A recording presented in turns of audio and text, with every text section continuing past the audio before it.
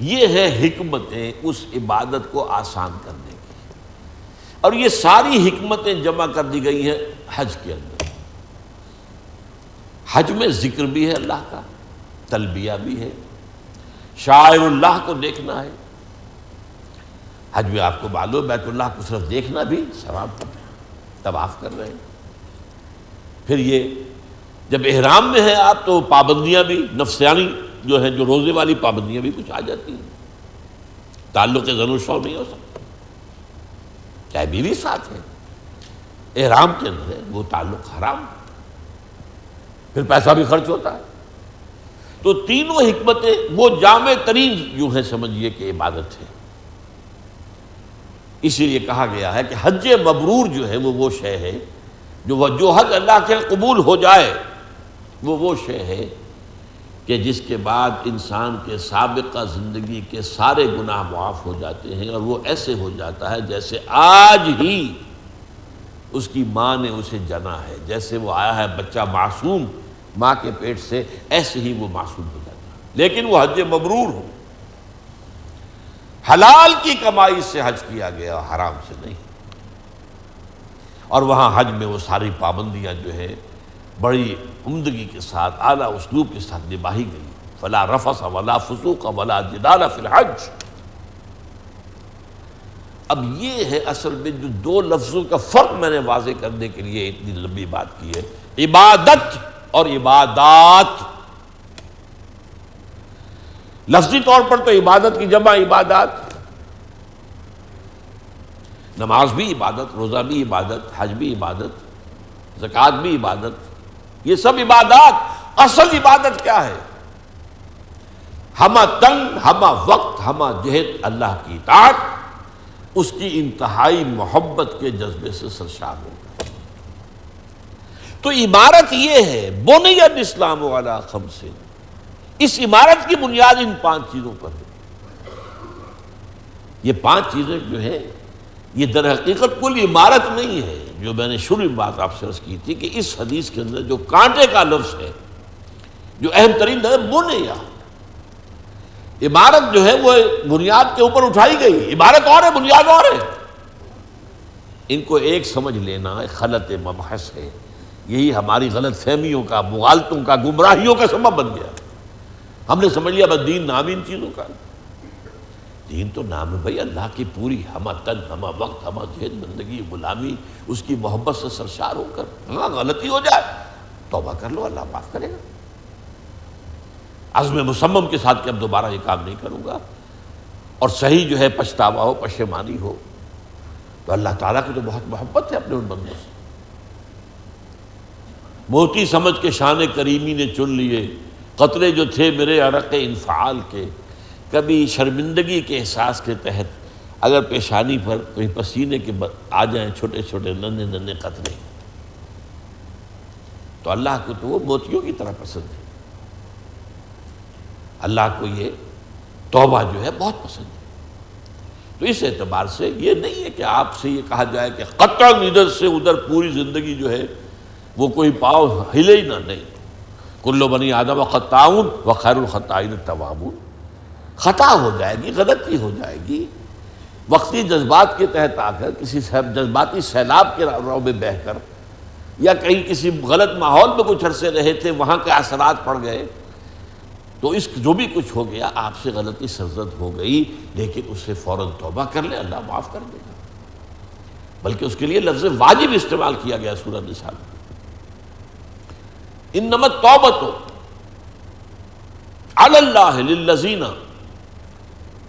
یعملون السوء بجہالۃ ثم یتوبون عن قریب۔ اللہ کے ذمے ہے، اللہ پاک واجب ہے اپنے اس بندے کی توبہ قبول کرنا جو جہالت میں، نادانی میں، جذبات کی راہ میں بہ کر کوئی غلط حرکت کر بیٹھتا ہے اور پھر وہ توبہ کر لیتا ہے۔ تو گویا کہ اس حدیث کا جیسا کہ میں نے عرض کیا، جہاں تک اس کا اصل مضمون ہے اس پر تو گفتگو جو ہے حدیث جبرائیل کے ضمن میں ہو چکی ہے، لیکن میں نے آج خاص طور پر جو آیت پڑھی ہے وہ سورہ انفکاک کی ہے، جو یہ عبادت اور عبادات ان کے تعلق کو واضح کرنے والی بات ہے۔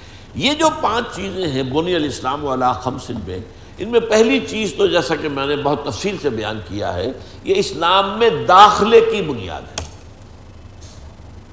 وہ داخلہ تو صرف کلمہ شہادت سے ہو جائے گا۔ نماز، روزہ، حج اور زکوٰۃ بھی اضافی چیزیں ہیں۔ ویسے بھی یہ سب کا موقف ہے کہ تارک نماز کافر نہیں ہوتا، منکر نماز کافر ہو جائے گا۔ مانے ان چیزوں کو، لیکن عمل میں کمی ہے تو جو بھی ہوگا، مختلف فقہا کے نزدیک مختلف سزائیں ہیں، اس کی تعزیرات ہیں، ٹھیک ہے، لیکن یہ کہ کافر نہیں ہوگا۔ تو اگر آپ بوائل ڈاؤن کریں گے تو اسلام کی بنیاد تو صرف ایک چیز بنتی ہے، اور وہ کلمہ شہادت ہے، اشہد ان لا الہ الا اللہ واشہد ان محمد رسول اللہ۔ اس لیے عین حالت جنگ میں جس نے کلمہ شہادت پڑھ دیا تھا، اس کو حضرت اسامہ ابن زید نے نہیں چھوڑا، بخشا نہیں، اس کی جان نہیں بخشی کی بلکہ اس کی گردن اڑا دی۔ تو حضور نے جواب طلبی کی، کیا کرو گے جب یہ کلمہ شہادت جو ہے تمہارے خلاف جو ہے استغاثہ لے کر آئے گا قیامت کے دن؟ اور قرآن میں کہہ دیا گیا، اگر تم نکلو اللہ کی راہ میں جہاد کے لیے اور کہیں تمہیں مل جائے کوئی شخص، فرض کیجئے کہ وہ کسی ایسے قبیلے کا ہے جو بحیثیت مجموعی کافر ہے، منکر ہے، مشرک ہے، لیکن وہ اپنے اسلام کا اظہار کرتا ہے، تو تم نہیں کہہ سکتے لست مومنا، تم مومن نہیں، تم کون ہوتے ہو؟ تم تو دل کے ہاتھ کو نہیں جانتے۔ تو بوائل ڈاؤن کر کے میں اس کو عرض کر چکا ہوں کہ اسلام میں داخلے شامل رہنے کے لیے بنیاد تو وہ صرف کلمہ شہادت رہ جاتی ہے۔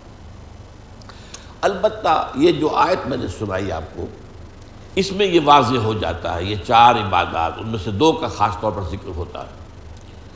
چنانچہ حدیث معاذ کے اندر بھی پھر 2 کا ذکر آیا ہے، نماز اور زکوٰۃ کا۔ اور سورہ توبہ کی ابتدائی 6 آیات میں بھی میں آپ کو بتا چکا ہوں 2 چیزوں کا ذکر آیا۔ جب یہ کہہ دیا گیا تھا کہ اب صرف 4 مہینے کی مہلت ہے، اس کے دوران مشرکین عرب جو ہیں، بنی اسماعیل، امیین، یا تو اسلام لے آئیں ورنہ قتل عام ہو جائے گا۔ تو ان کی علامت کیا ہوگی؟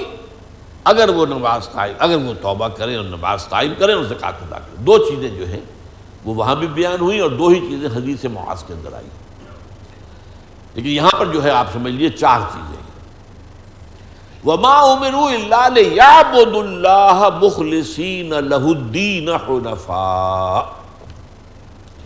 اور انہیں نہیں حکم ہوا، یہ دین کا خلاصہ ہے، دین کی تعلیم کا، انہیں نہیں حکم ہوا تھا مگر اس بات کا کہ اللہ کی عبادت کریں، بندگی جمع پرستش کریں، اسی کے لیے اپنی اطاعت کو خالص کرتے ہوئے، اور قائم کریں نماز کو، اور ادا کریں زکوٰۃ۔ ذالک الدین القیمہ، یہ ہے ہمیشہ کا قائم دین، دین جو ہے انہی چیزوں پر قائم رہے گا۔ تو معلوم اصل عبادت کچھ اور ہے، اور یہ عبادات اس کے ساتھ سپورٹ کرنے کے لیے، جیسے چھت کے نیچے 4 ستون۔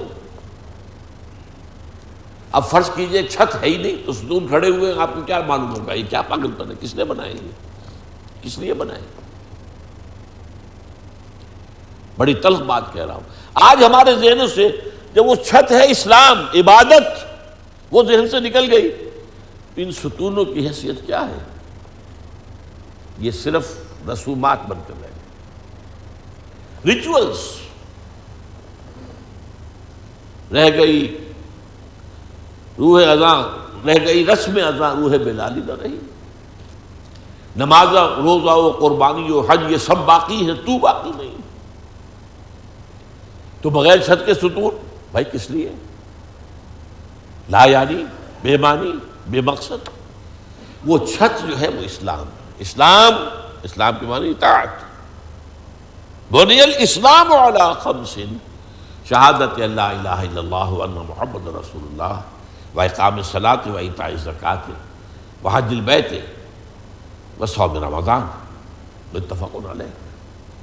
وما امروا الا ليعبدوا الله مخلصین له الدین حنفاء وَيُقِيمُوا الصَّلَاةَ وَيُؤْتُوا الزَّكَاةَ وَذَلِكَ دِينُ الْقَيِّمَةِ۔ یہ واو کو میں نے بار بار جو کہہ رہا ہوں زور دے کر، چونکہ گرامر میں اسے کہتے ہیں حرف عطف۔ حرف عطف میں اور تو، اور بیچ میں جو اور آ گیا تو میں اور ہوں، تو اور ہے، اسے کہتے ہیں مغایرت۔ حرف عطف جو ہے وہ مغایرت ثابت کرتا ہے، قلم اور پینسل